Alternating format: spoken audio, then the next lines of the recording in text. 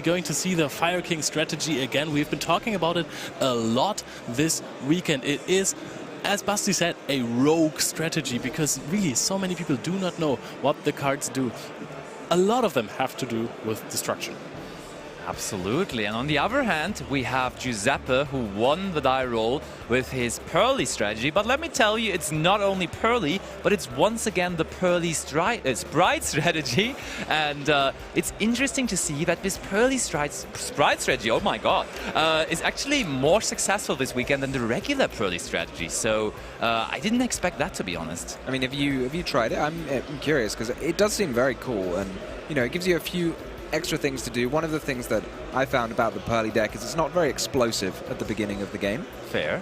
Compared to a lot of other decks. So playing it with the Spright engine, which is now known to be very explosive, you know, you get one monster and then all of a sudden you have 4 in play, and then Agreed. It does quite a lot. So I can see how they would fit together quite nicely. Yeah, okay, and we go Sleepy Memory, discard, Pretty Memory, getting out the Purrely. That, of course, immediately fetches out the My Friend Purrely. Here we go, Giuseppe on his way to go for a big combo. But Basti, I think you missed a little bit that we have 4 Purrelys in the top cut, and 2 of them are with Spright. Oh, and it's 50-50, okay. But I think by now, in top 32, we have a higher success rate of Purrely Spright really? now. Yeah, I think so.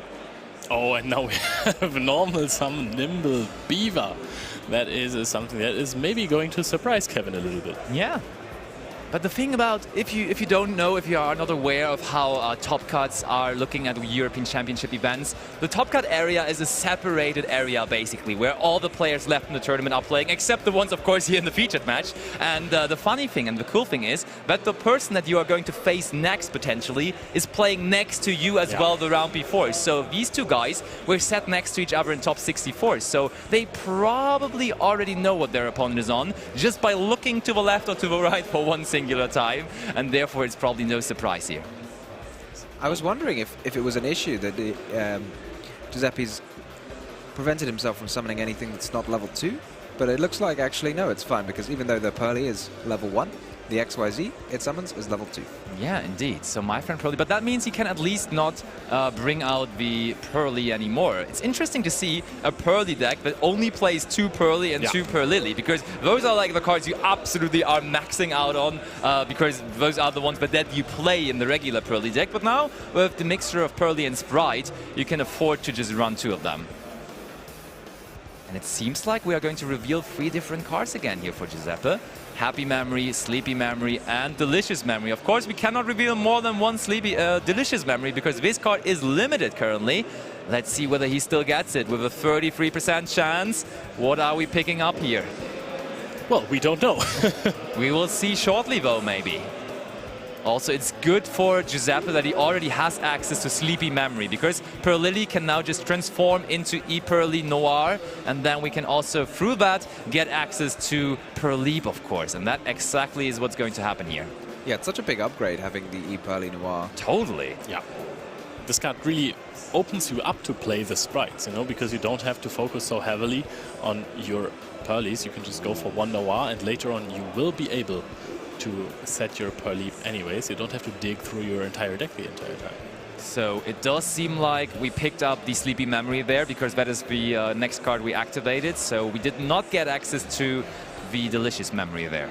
I think Sleepy Memory seems very happy here. Well, it's not happy, it's sleepy, but you know, it seems like a very good pick. Drawing 2 and then activating the Purrely, and then you can draw 2 more. That's a lot of draws. Yeah, indeed. But I think usually the Purrely strategy plays a lot of non-engine in form of hand interactions like Effect Veilers, Ash Blossoms, Nibiru's, and so on. But now that we have to also fit in the Spright engine, it's not that much space anymore that you have for that. So the draws in standby phase are not that meaningful anymore compared to the regular Purrely strategy, I want to say. I mean, at the end of the day, he still found space for triple Ash Blossom and 1 Effect Veiler and triple Nibiru as well. So it's actually not that bad. And he has space. Yeah, but this one, of course, is not that great to draw in the standby phase of your opponent's turn. Actually a very good but point. Look at that. We have not even used Nimble Angler yet. Just summoning out Spright Sprint, sending that Nimble Angler to the graveyard to get 2 beavers to the field. And this is a really powerful field right now. He can go for IP Masquerena under the Spright Sprint. Would make the What's it called? We go for a rank 2. Mannequin Cat it is. Okay, that usually is a card that is kind of coming in game 2 and 3 because you can specifically summon out cards to counter your opponent's deck. Oh, and there's a third Sleepy Memory. I think Giuseppe wants to draw a lot of cards here. Holy guacamole. That is going to be a lot of draws in the standby phase 6 if you activate the Purrely. And with this, you also guarantee that your Noir is going to be unaffected. But wow, we even have a happy on here as well. Yeah, it was pretty, but still, pretty, it is he's happy and pretty right now, I would say, because that is going to be a really, really big Noir that is coming out of all of this. Okay, so that's the first draw. Giuseppe asking, do you want to cut my deck again? But Kevin says, it's fine, you're going to draw 6 cards. Whatever I'm cutting here, you're probably going to draw it anyway, so we don't need to do that.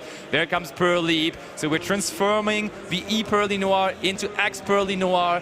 And that one is just going to do the same thing again now. Just 3 more cards, and we drew the same amount of cards that Kevin is now starting his turn with just in his standby phase. Oh, that is absolutely incredible, and the X-Purrely Noir also can shuffle back so many cards. The Sprite Sprint is there as well, and we also have the Mannequin Cat, but we have seen some pretty neat side deck cards for the Mannequin Cat.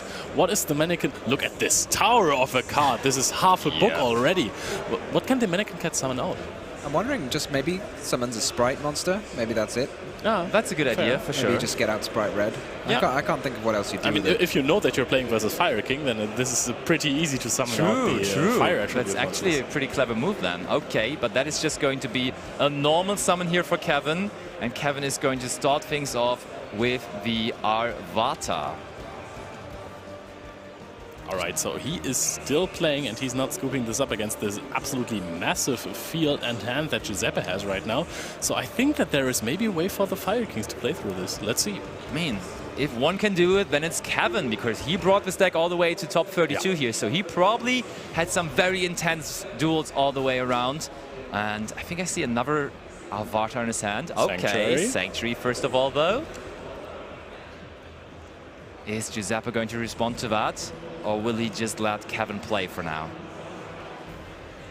If you aren't fussed by the Sanctuary's other effects, you could just let the island resolve, and then when the island is activated, you could chain the Purrely Noir, and then you'd not have to worry about Kevin having another copy in his hand. But other than that, it seems very minor. That is true, but then you open up your Noir to be affected by card effects, because you only, I think it's 6 materials, right? Yeah, but you can never sit on this Noir forever, because the Purrely will return it to the extra deck during your next end phase if it's still on the field. So you can't just sit on this as the sort of strategy that some people like to play. You have to make it the proper way if you want to do that. Yeah, that's true, indeed.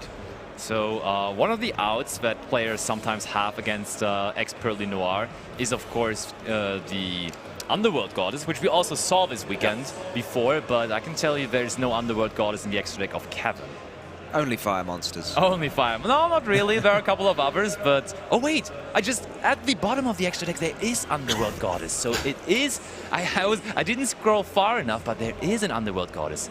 Oh, and Giuseppe is just going to use the double cross here on the Avatar. And that is going to be quite interesting. What is he? Which effect is he trying to activate? Is he trying to take it over to put it into the sprint zone? Is he reacting to a possible Fire King Island effect? Because then Fire King Island could also destroy something from the hand. I would think we would just try to attach this as a material to the Mannequin Cat, because that's just safer than taking it over, I would assume. Can you attach it to the Noir? Does it have to attach to a rank 2, or you just have to control it? Has to attach to a rank 2. I'm pretty sure you have to do that. Yeah, okay, and no, okay. He does just take it over, putting it into the zone that Sprite Sprint is pointing to. That is a little risky, because will it get the effect for Kevin if it's destroyed even while Giuseppe That's a good question, yeah. That's why I was wondering about it. When you just put it underneath the Mannequin Cat, that would have not happened for sure. Nothing yet destroys XYZ materials. You can destroy things in your deck, your hand. Just if this card is destroyed and sent to the graveyard, so it doesn't really matter from which side of the field that happens. Oh, and I think this is also one of the newer Fire King cards. We have discussed this before. Yeah. This is the Rangbali. Yeah, and Rangbali is interesting because Rangbali basically is comparable to a card that Giuseppe is also using in his deck, because it's kind of Sprite Carrot, but just for Fire Kings, and you have to destroy one card out of your hand, which is perfectly fine for Fire Kings, though. Yeah, very similar effect to the Arvata, but instead Yep. lets you negate spells and traps. Totally, totally. So, ooh, Sprite Red, and that means Kevin we go. Kevin now going first, hopefully being able to show us once again what Fire Kings are able to do now with the support of the new structure deck. Oh, and it is going to be interesting to see, because I had a little peek at Giuseppe's hand. I think I saw 2 Ash Blossoms. Oh, okay. One usually enough, but I mean, we'll take 2. Oh no, is that...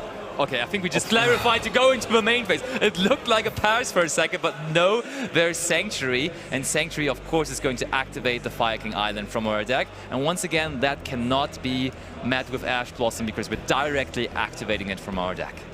What do you think?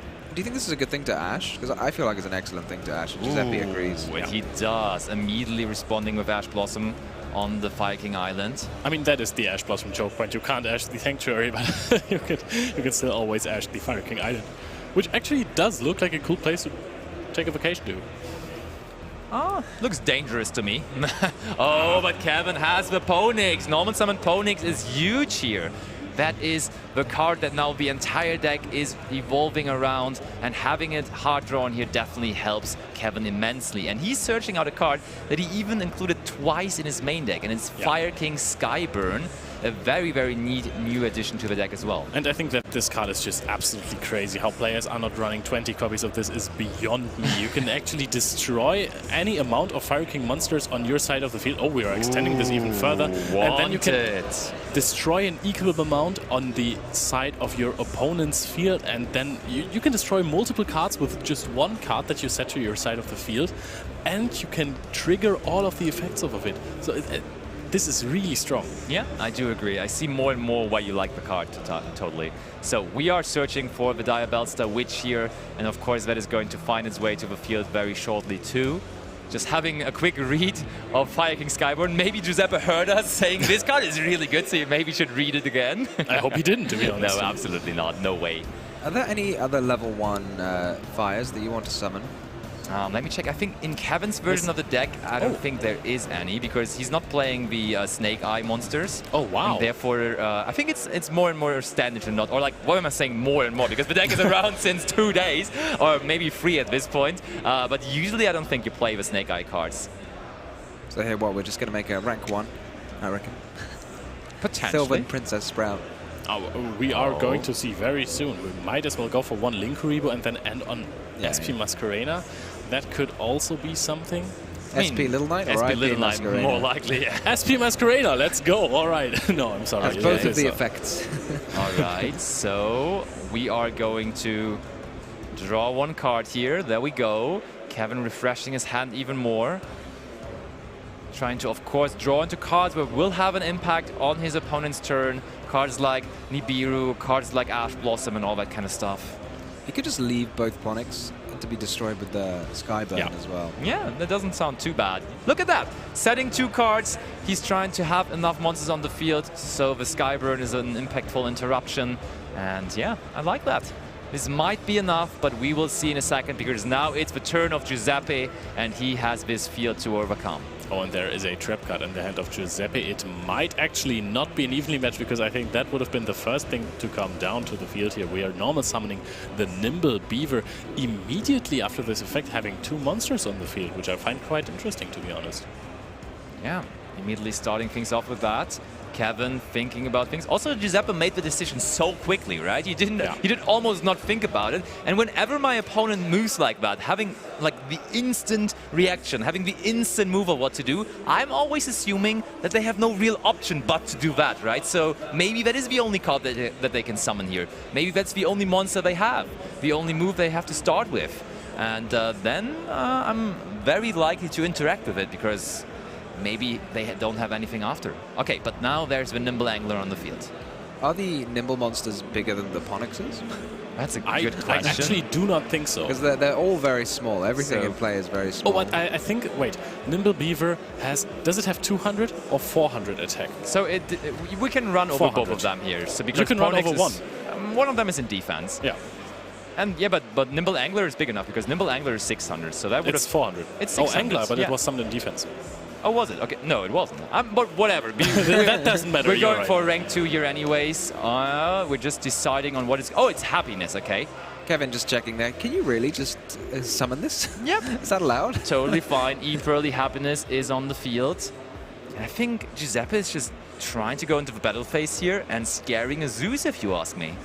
And I think at this point you kind of have to go for the Sky Burn already. I mean, it is your opponent invested the normal summon into it and Now, a valuable resource. Imagine Giuseppe has Happy Memory now to protect his Purrely Happiness. That would be so good. Because it also afterwards could just attach itself to the Happiness again. And then this one could attack even multiple times afterwards. That would be the card of all time to have here, honestly. Yeah, the question you want to ask yourself is it not okay to even let this go? But wow, this actually does resolve, threatening a Happy Memory right here, but there was none. I think in the standby phase, Ponix will return to the hand. Okay, so, I think Giuseppe is saying, hey, I declared an attack with this. Is Happiness not going to trigger? Because this says at the end of the damage step, if this card battled. But I'm pretty sure on attack declaration, the card was activated, and therefore it should not trigger anymore. I'm very sure about that. Yeah, you have to reach damage calculation at least. Yeah. Absolutely. Let me tell you one thing, Skyburn can't activate in damage calculation. That's the thing, yeah. No way. So we can clarify that that's not going to happen. Oh. Okay, look at that. After that, because the Ponix was destroyed, we can trigger the Garunix in hand now. Sacred Fire King Garunix trying to special summon itself out to the field. This is looking rather good for Kevin now. He also has another set card there, and Garunix is a pretty powerful card. Now he might get into his engine a little bit more. The Ponix will return to his hand in the next standby phase. On the Garunix. Oh. That's interesting. And the good thing is, Kevin so far only used monster effects in the main phase. Was it a pass? That was a pass, Indeed, it is a pass. So I think my idea was correct. Giuseppe had no other play but to normal summon that Nimble Beaver, and therefore he had to go for exactly that move. And after that move was stopped, it's back to Kevin. Kevin now comes in with another normal summon, and he's building up pressure. He wants to put up a lot of damage here this turn, maybe even ending the duel here. Yes, I think this is the clear goal for him. Fire King Island is going to be activated now. Ash Blossom once again. We talked about it earlier. We spotted 2 Ash Blossoms in his hand already, and now Kevin has to find a way to win the game this turn if he wants to end it now. But there is... Can you negate Ash with Avatar? That's what I was wondering. Is Avatar maybe limited to just monsters? Oh wait, no, that's Barong. Barong is the negate, and Avatar is not the negate, right? No, Avatar is definitely the negate. Skyburn, by the way, has a very interesting graveyard effect that it protects your monsters from being destroyed, and I'm really not sure. You're right, sound like what you're Avatar supposed to would have do. been, yeah, Avatar, you're right. I think that's what happened here, yeah. Okay, so let's keep on going. Kevin grabbing his deck here. Not done with his turn yet, of course. Giuseppe only sitting there with 2 measly cards in hand and nothing more. And that should be Fire King High Avatar Kirin that we are grabbing out there from our deck. And Kirin is incredible for OTKs, let me tell you one thing.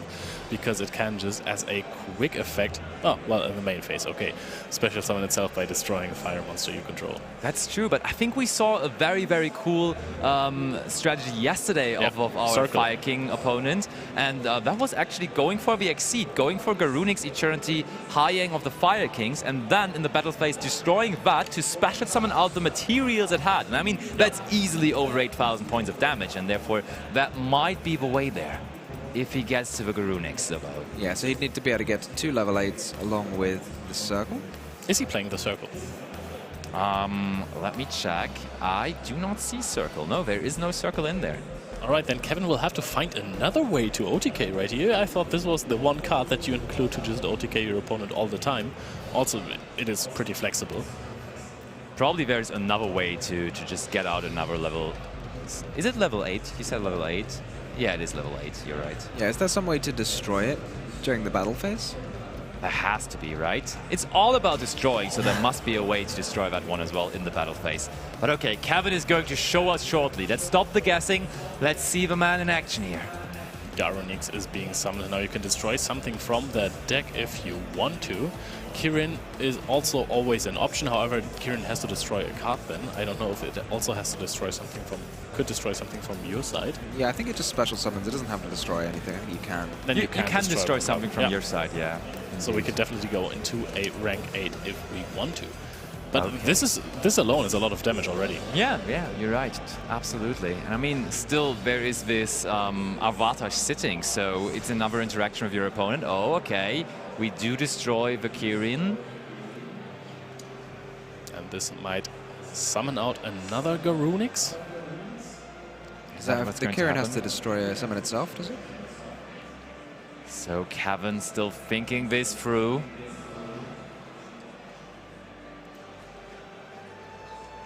Giuseppe making sure that he doesn't miss a single bit here.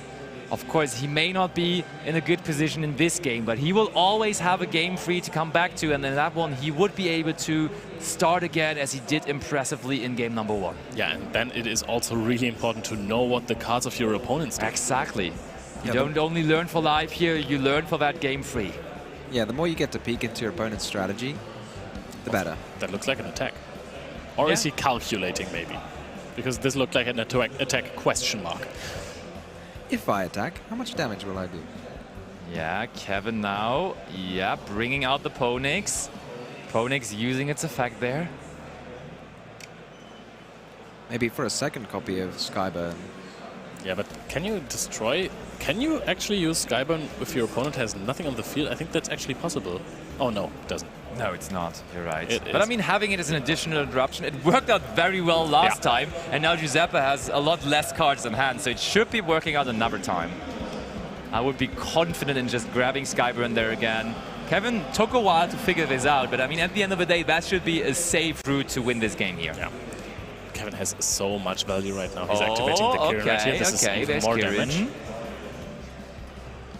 Might be destroying the Ponix. Ponix not immediately going to trigger and special summon something or anything like that. Okay, we value the 500 attack points on the field, and this is also the home crowd advantage, being an Italian player here, and Kevin has to rely on going second here and maybe resolving one of his impactful cards like Evenly Matched or something. But first, let's watch out. Let's have a look. What's Giuseppe going to do here?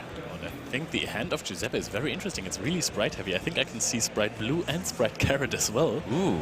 But we're starting with a My Friend Purrely first. 500 life points down the drain. However, you get to add a Purrely spell card, and I think that's just absolutely worth it. Yeah, let's see what he's revealing here, because we've seen him reveal 3 different ones all the time, but immediately Kevin says, I want to keep you down on cards in hand. Only 4 more left, and I think when the Purrely deck is not really getting to go, it's kind of tough for them some of the time. Oh yes, I think that we are just going to see a big Sprite combo this turn, maybe. Even though that's like really good. Sprite is still a valid deck that can put out a big field with good interruptions. Especially, it's kind of cool because Sprite Red does not have to destroy the monster. You can negate the effect of a monster, but you don't have to destroy the monster. And whereas Fire Kings, you would only be helping them if you destroy stuff. So I think that's a cool interaction there. Sprite starter activated. No max C chained right here because it is absolutely forbidden right here. Totally. We're going to special summon out the Sprite Red first, which is 1,200 damage. I think he's got 16 minutes. That should probably do.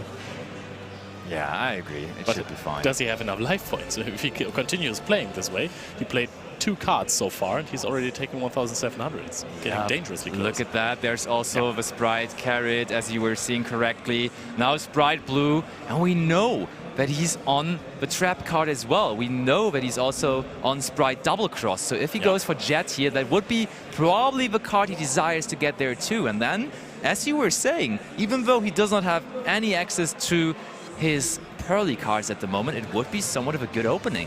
Yeah, the Purrely cards are just baits right here to get those hand traps out, and now you can play Sprite as much as you want. But there is one more Purrely card in his hand, and that is Purrely. And as you have already started with My Friend Purrely, Purrely doesn't really get you anywhere. Actually, it gets you legit nowhere here. Yeah, well, you can search a Purrely for all the good it's going to do you. Can't even activate the effect of Purrely because there's nothing in the graveyard. Now we're going for Spright Sprint. Nimble Angler is going to be sent to the graveyard, and then we're going to be able to summon out 2 beavers. But at this point, not even Mannequin Cat makes sense anymore because you have Carrot and Red on the field. Yeah, I do agree. So 2 beavers, but there's other options he still has left in his extra deck. So let me just have a quick look. For example, he could just go into SP Little Knight. We have not seen him do this just yet, but that seems like a pretty strong play. But he still goes into the Mannequin Cat anyways. Okay.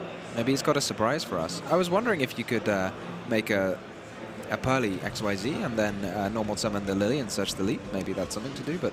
Yeah, true. That would have been an interesting way to get to X Purrely Noir. You're right. I like that as an idea, honestly. You just pick up the deck. Yeah.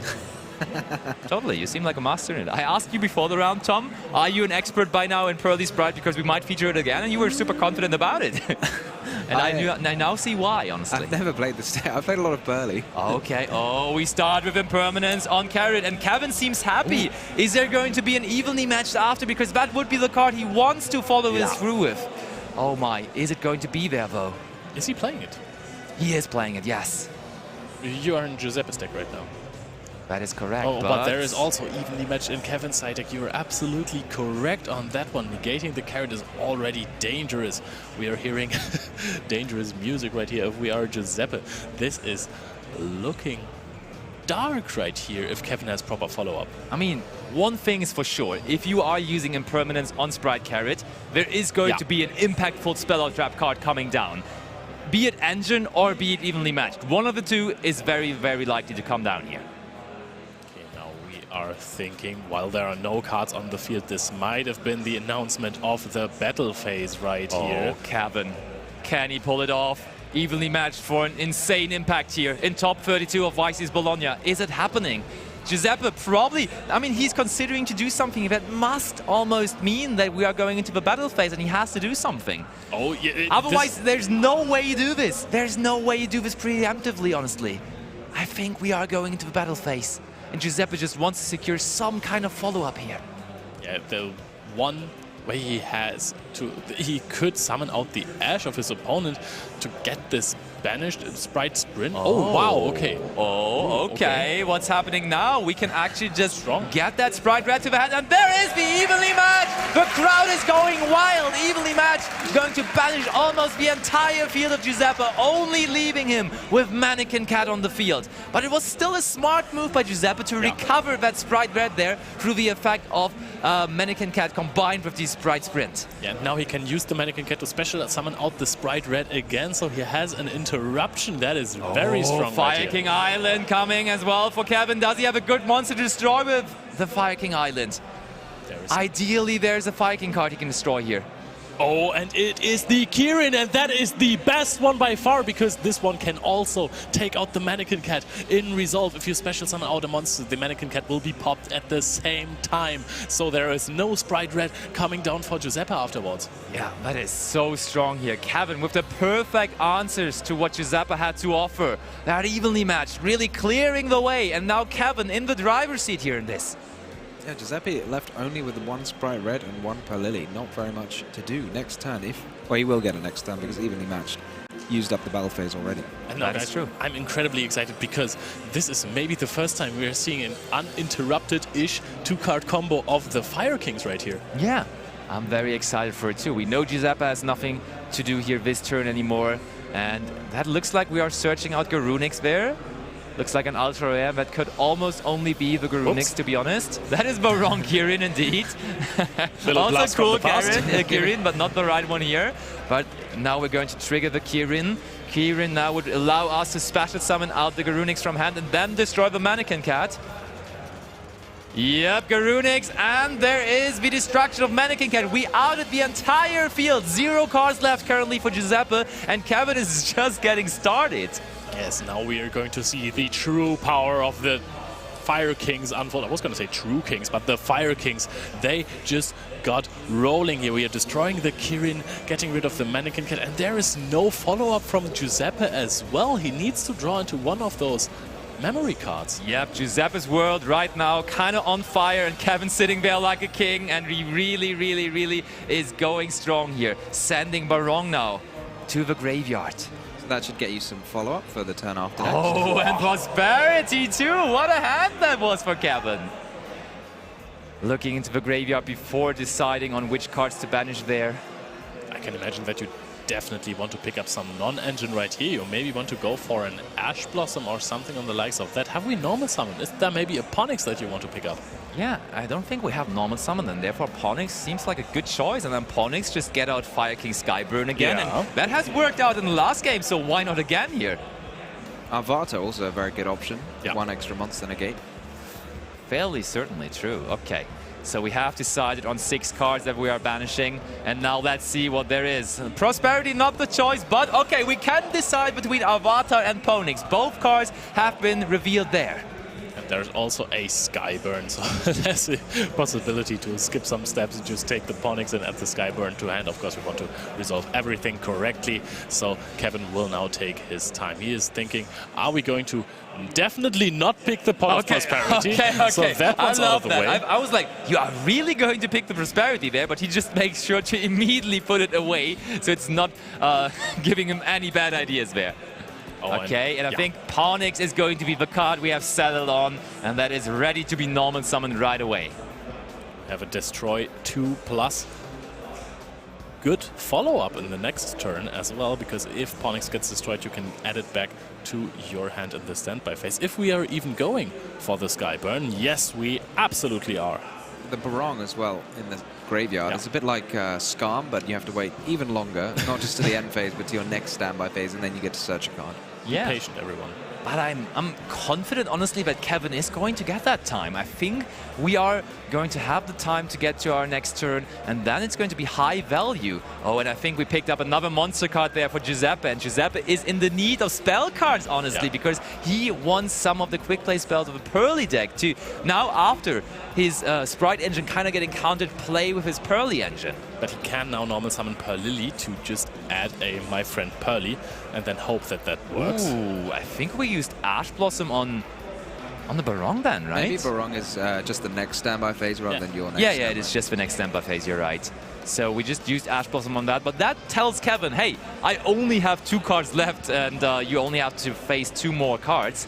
And he even knows now what the other card is. There's only Sprite left, Sprite Red left in the hand, so I think Kevin is feeling good about this. Giuseppe grabbing the deck, and probably just getting My Friend Purrely here. He kind of has to. If he goes for Purrely, that would be devastating for him. So we're grabbing the My Friend Purrely. Now it all comes down to some good hits by Giuseppe. I'm just questioning if he even has a way out of this, because the Skyburn looks so good. Yeah, there's no chance that Kevin will let this resolve, right? You pay 500 and then... Yeah, I think we just use the Skyburn there, and then goodbye My Friend Purrely. Then it's not that good of a friend anymore, to be honest, when we just chain Skyburn to it. Yeah. Definitely not. Okay, there it is. My Friend Purrely. Activation, of course, fine. Kevin saying yes. And then to the effect activation, we are chaining Fire King Skyburn. We are destroying both cards on the side of Giuseppe and both of our own. But our own are going to be replaced soon. And it's going over to Kevin. Once again, 5,800 life points to overcome. Ponix back to his hand. This is not a follow-up with which you easily OTK on Kevin's side right here, but he has the Fire King Island, he has the Ponix, and he has the top decked card, so he can just try to play on right here. He also has the Garunix in the graveyard. Yeah, he just has the ability to normal summon the Ponix, get another Skyburn for next turn, then use the Fire King Island. He's got the world in his hands here. Yeah, Ponix going for the Surge. That would be a card, though, that you maybe side out a second copy of, that Fire King Skyburn. I could imagine that, but no. As you can see, Kevin just says, nah, this card is super good to break fields, and therefore we are going to keep it in twice. Now, the Fire King Island activating, destroying the Ponix. And Kevin getting to summon out another monster. He's not certainly sure what he's going to take. He might go for the Kirin because it is very flexible. You can also use it to special summon itself in the opponent's main phase. This might help you to play around any card. I'm very curious to see what Kevin has drawn for turn, because now the High Avatar Garunix is being special summoned right here. You can destroy something else from the deck as well. This is looking very good for Kevin. Yeah, Kevin nodding. He's agreeing with you, Leo. This is looking good for me. I'm on my way to top 16 of this YCS with one of the most creative decks left in the field, Fire King. Just 3 days ago, as I was saying earlier, getting the new structure deck. The cards you can see there right now, Garunix, Kirin, they're brand new, just around for a couple of days, and still Kevin managed to master them already. All right, Kirin now in the graveyard, activating. Barong being summoned out. This is not quite enough to go for a game right here. The question is, does he have a way to deal more damage than that, or will this be a slow victory for him? He activates the Kirin. We're getting closer. Summon out, attacking, forget